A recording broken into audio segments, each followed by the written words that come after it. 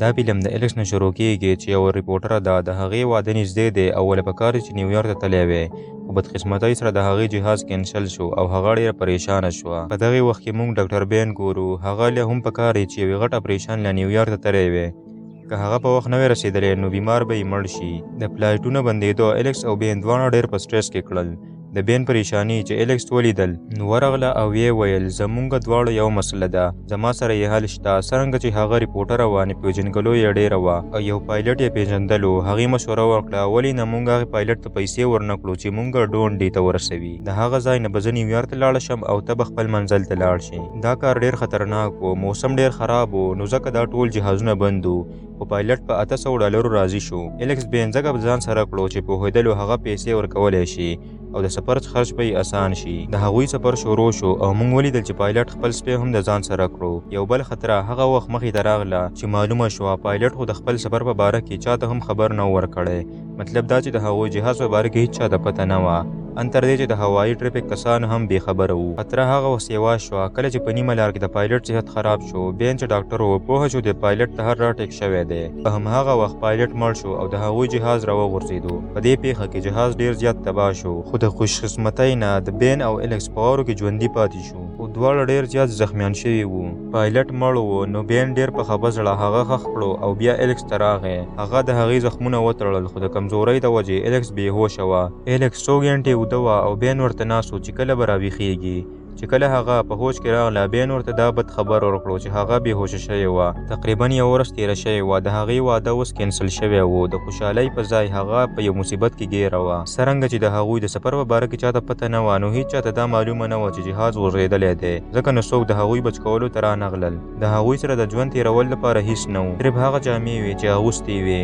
د خوراک لپاره یوازې څو وچې میوې او بسکټونه وو. هغوی په جهاز کې ورځې تېرولې او په دې سوچ کې وو چې څنګه به وځي. په هغه ورځ هغوی ته د امید یو رڼا پیدا شوه چې کله هغوی د یو جهاز غږ واورېدو. هغوی ډېر خوشحاله شول. بین د اشارې لپاره هوایي ډز وکړو چې جهاز ولې وګوري، خو دا ډېر ناوخته شوی و. جهاز ډېر لرې وتلی و او د هغوی امیدونه مړه شول. 3 ورځې هغوی په دې تمه ناست وو چې څوک به یې وچ کړي، خو چې کله یې هېڅوک رانغله الکس په غوسه شوه. هغې فیصله وکړه چې نور دلته نه پاتې کېږي او هغوی له پکار دي د ژوند لپاره څه وکړي. بین ورته وویل چې ستا د خپې حال ډېر خراب دی. هغې پوهه کړه تا په دې حالت کې تلل ډېر خطرناک دی او په زور یې ایساره کړه. 3 ورځې نورې تېرې شوې او چې کله الکس ډېر زور وکړو نو بین وویل ښه ده ته دلته پاتې شه، زه به هغې غونډۍ ته وخېږم او وګورم به چې بل طرف ته څه دي. که هلته ښار و نو بیا به لاړ شو. کله چې هغه تلو الکس ورته خپله کیمره ورکړه او ویې ویل د دې په لینز به ته ډېر لرې پورې لیدلی شي. که کله دې هم دا سوچ وکړو چې خپله ځان بچ کړي نو دا کار وکړه. زما غم مه کوه، ته زما د وجې په دې عذاب کې راګیر شوی یې. بین ورته وویل که ما غوښتې نو تا یوازې پرېږدم. نو څو ورځې مخکې به زه تللی وې. بیا هغه غره ته وختو او هلته یو بله غټه جټکه وخوړه. هر طرف ته غرونه وو او د بادۍ هېڅ نښه نه وه. کله چې بین واپس راتلو نو ناڅاپه یې خپه وښویده او د غره نه راوغورځېدو. هغه د یوې ژورې کندې په طرف روان و او ژوند یې په خطره کې و، خو بخت یې ښه و. پۍ یې په یوه ګټه کې بنده شوه او بچ شو. په ډېر همت سره هغې بیا د پورته ختو کوشش وکړو. په دې وخت کې په جهاز کې سپي غپا شروع کړه. الکس پوهه شوه چې څه خطره شته. کړکۍ نه یې بهر وکتل نو یو پړانګ یې ولیدو.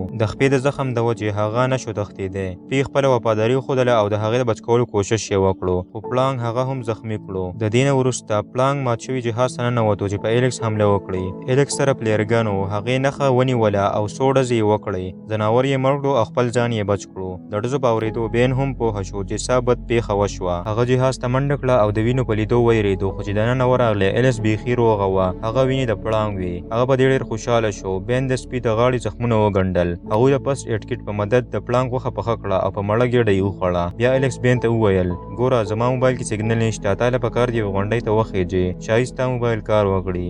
بین جواب ورکړو دا کار بیا نه کوم. تېر ځل مې مرګ په خپلو سترګو ولیدو. زه تمه لرم چې څوک به موږ پخپله پیدا کړي. الکس وویل که داسې کېدی نو تر اوسه به شوی وې. هغوی په خبرو کې وران شول او اخر بین وویل زه ستا د وجې په دې مصیبت کې یم او ویده شو. الکس دا خبرې په زړه واخیستې او سبا سهار د بین د ویښېدو نه مخکې لاړه. کله چې بین ویښ شو نو د الیکس خط یې وموندلو چې پکې لیکلي وو زه سپی د ځان څخه بوځم که کم مدد مې پیدا کړو نو ستا پسې به څوک راولېږم. په دې خبره بین ورخطا شو، خپل سامان یې وتړو او په هغې پسې روان شو ځکه هغه پوهېدو چې الیکس په زخمي خپه لرې نه شي تللی. کله چې الیکس هغه وموندله نو ډېر جذباتي شوه او د دواړو ترمنځ مینه پیدا شوه. ورو ورو د هغوی تعلق ډېر نږدې شو. هغوی ډېر وخت یو ځای سفر وکړو. الیکس اوس بیخي ستړې شوې وه او بین په اوږه روانه وه. د ډېر مزل نه وروسته هغوی ته یو وړوکی غار میلاو شو او فیصله یې وکړه چې شپه به دلته تېره کړي. هغوی سره صرف د 3 ورځو خوراک پاتې و او پوهېدل چې ژوند یې د دې 100 ورځو پورې تړلی دی.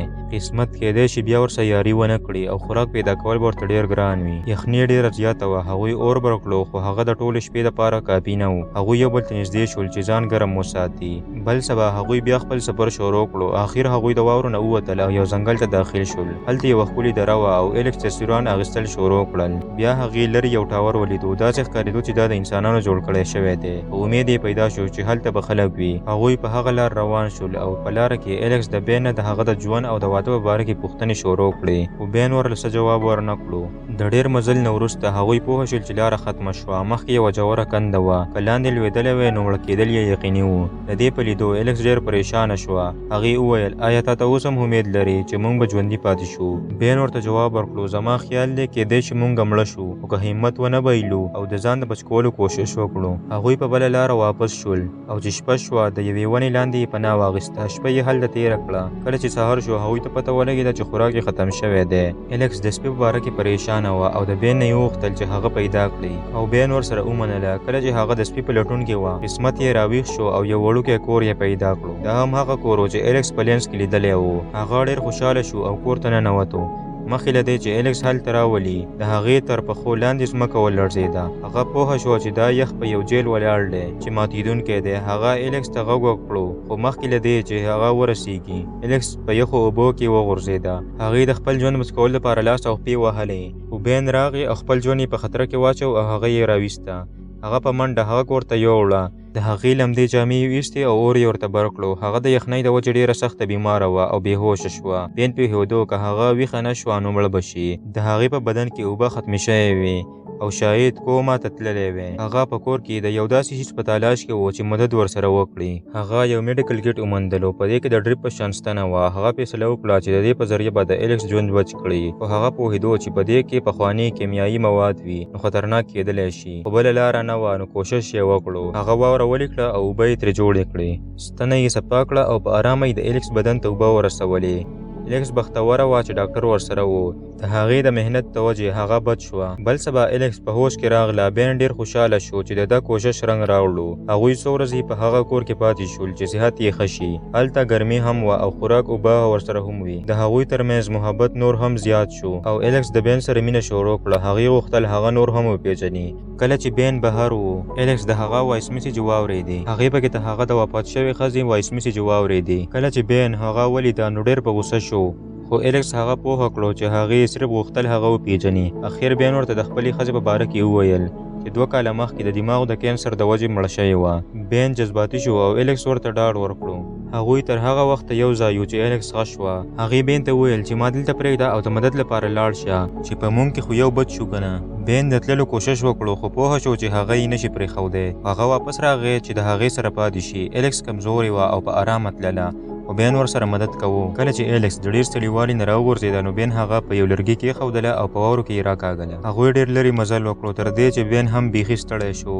دواړه سملاستل او چې کله ویده شو سپی د بین د ویښولو کوشش وکړو. په بدن کې طاقت نه و پاتې. بین راوغورځېدو. هغه مړ کېدی شو خو قسمت یې ښه و چې لاندې یې ابادي ولیده. هغه ډېر خوشحاله شو او د الیکس سره مخکې روان شو. هغوی ته یقین شو چې اوس به بد شي خو بیا د ځناورو نیولو په یو دام کې د بین خپه ونښته. د هغې سره د بین خپه سخت زخمي شوه او بین د درده چغې وهلې. هغې الیکس ته وویل چې لاړه شه او څوک مدد لپاره راوله. الیکس نه غوښتل هغه یوازې پرېږدي خو پوهېدله چې ما له پکار دی چې زر لاړه شم. د دې نه مخکې چې یخني او ځناور هغه وجني په ډېر تکلیف سره هغه یو سړک ته ورسېده او د ټرک په لیدو بېهوشه شوه. بین هم بېهوشه شوی و. کله چې هغه سترګې وغړولې نو په هسپتال کې وه. مطلب دا چې دواړه بد شوي وو.